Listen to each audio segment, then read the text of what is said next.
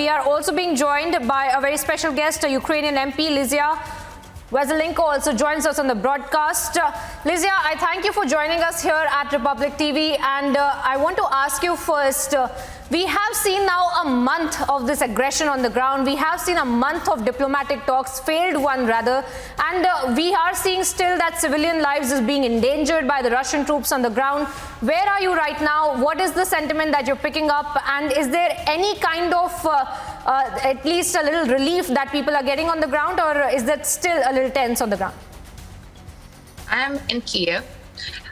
It has been a difficult night, like many before. We had sirens, children were sleeping in basements, in metro stations. Devastated, of course, by the footage we see from Lviv. I'm watching it, rewatching it now as I'm speaking to you. And the fire was huge. It was an oil refinery plant and an oil storage unit, which was under attack yesterday. And in fact, the damage it's causing is going to be felt for many days to come because of the air pollution, of course. And we have the same thing happening just off Kiev just 2 days ago. So the air in Kiev is very difficult to breathe.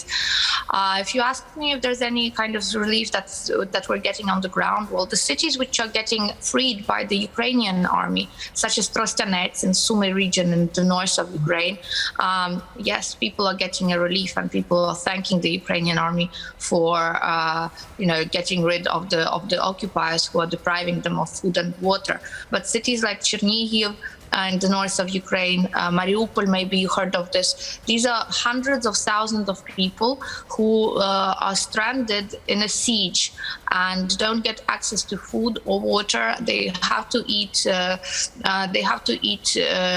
Whatever they can find in the streets, whatever remains they can find. Maybe spring will come now, so it will be easier for them because they will be able to grow something.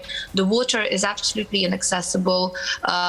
When the snow was on the ground, they were melting the snow to drink it. Now they're drinking sewage water, literally, and there's a lot of disease going on in those towns as well because of that.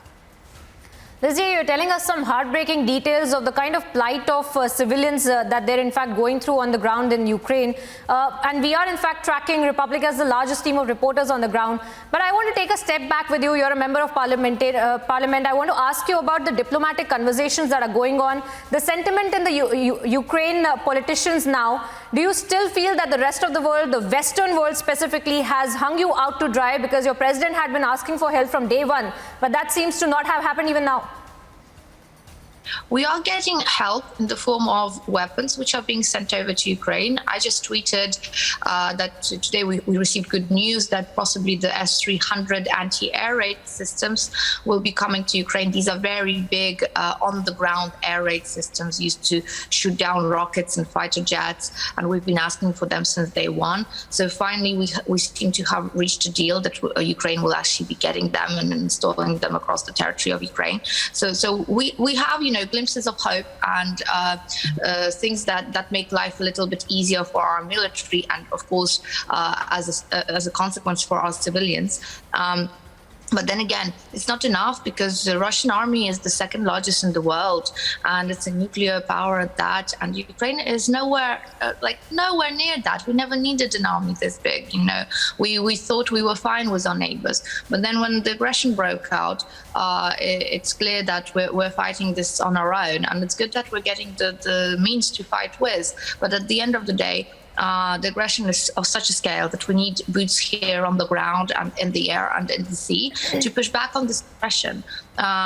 It's not just for Ukraine that we're asking for the whole world, because essentially the act of aggression, why it's so dangerous, because very often it's committed by leaders who have completely gone mad with power and who want to rebuild empires. And in order to stop them, the whole international community needs to pull through and unite efforts and make sure that they're actually, stopping this crime once and for all. And we're not seeing that happening on the ground yet. I must say yet. I'm afraid that when the death toll goes to millions, this is when the international community will start to react.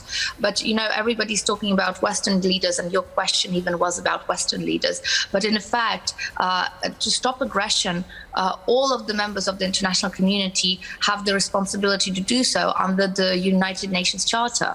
So really, it shouldn't be just about the West. I mean, India is a huge country, and India knows what it is to be part of an empire and how painful it is for the people at the end of the day. So I think that more commitment could be done by the government and by the people of India as well, for example, to push at UN level in the beginning, to have a coalition against aggression and a coalition of freedom, for example, and then to get a peace corps into Ukraine with those countries willing to fight for freedom, not just in words, but in action.